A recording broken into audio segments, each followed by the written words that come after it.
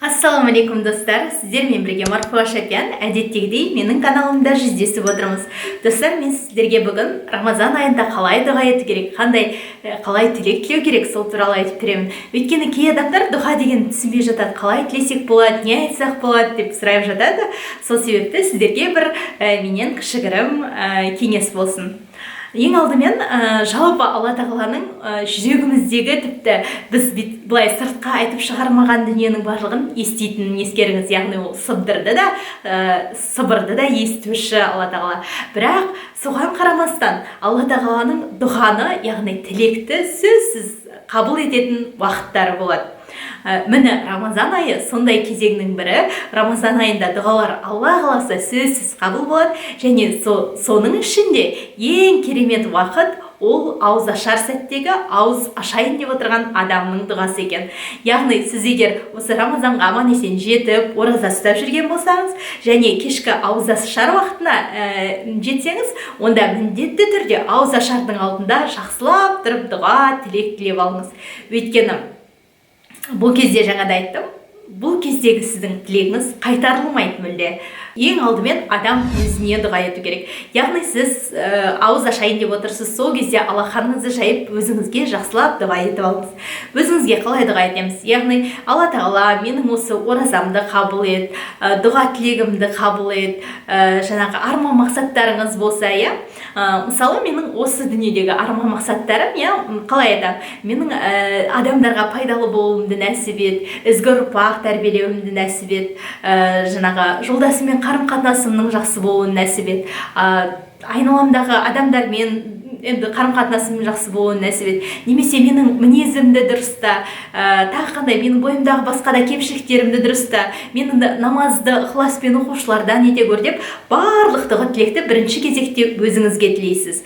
Яғни осы дүниелік нәрселер. Егер сіз қандай да бір қарызыңыз болса, менің осы қарызымнан құтылуды нәсіп ет деп соның барлығын тілейсіз. Ал екінші кезекте ол ақыретіңіз үшін тілейсіз. Өйткені ақыретіңізге оны қалай тілеу керек, ең алдымен Алла тағала менің өлімімнің, яғни өзің разы болған күйде келуін нәсіп ет, жеңіл болуын нәсіп ет. Одан кейін мені қабір азабынан сақта, тозақ отынан сақта. Ертең өзіңнің алдыңа барған кезде, яғни ұтылып қалған адамдардың қатарынан болуымды сақта. Таразымда амалдарымның жақсы амалдарымның көп болуын нәсіп ет, таразының жеңіл тартылуын нәсіп ет, сират көпірінен көзді ашып жұмғанша өте шығатындай ет, және жәннаттан керемет осындай үй бер, тозақтың иісін де сездірме деген секілді ақыретіміз үшін жақсылап дұға етеміз. Ал одан кейін барып үшінші кезекте өзіңіздің отбасыңыз үшін дұға етуіңізге болады. Мысалы ата-анаңыз үшін, ата-анамды көбінесе біз ата-анаға Құранда келген дұғаны айтамыз, қандай ол?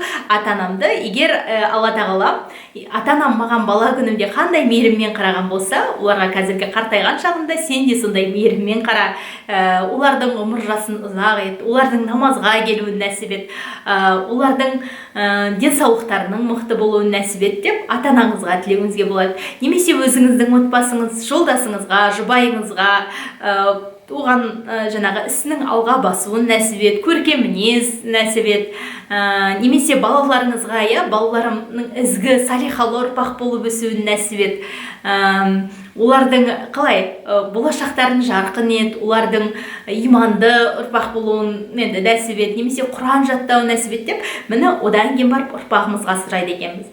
Содан кейінгі кезекте халқымыз үшін, жалпы күллі әлемдегі мұсылмандар үшін, олардың амандығы үшін дұға етуімізге болады. Міне шамамен дұғаның тәртібі, айтылу реттілігі осындай. Осы 30 күнде осы дұғаларды мүмкін болса дәптерге жазып алыңыздар. Әдетте дұға етіп енді отырайын деген кезде дұға ойымызға келмей қалады. Міне сол себепті де жаңағы дұғалардың барлығын оразаның алдында барлығын ұмытпай бүкіл туған досыңызға дейін, бауырларыңызға дейін жақсылап тұрып жазып алып, сосын ауыз ашайын деп отырған кезде жаңағы дәптеріңізден бір оқып шықсаңыздар, ешкімді ұмытпайсыздар. Солай 30 күн осылай дұға етсеңіздер, ойлаңыздаршы қалай болатынын. Алла қаласа бұл Рамазаннан кейін сіздің жағдайыңыз мүлде басқа жағдай болады, мүлде басқа өзгеріске ұшырайсыздар.